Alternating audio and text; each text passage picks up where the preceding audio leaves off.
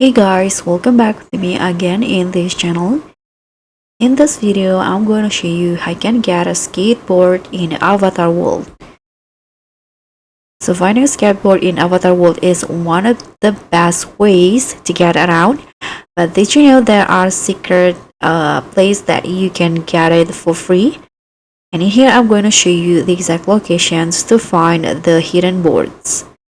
So what you need to do first is just go to this maps right here, the city maps, and then you can just go to this place right here, and I think it's like a park. You can just go to that, click on it. Okay, so this is the area. It's like a park near the beach. So this is my avatar. So what you need to do is just walk around this area until you find this skate arena or park, and you can see this girl holding a skateboard.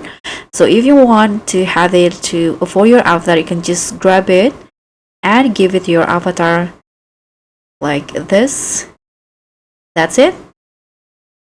So guys, that's how you can get a skateboard in Avatar World. If this guide helped you land your first kickflip, smash that like button and subscribe for more Avatar World secrets, and I'll see you in the next tutorial.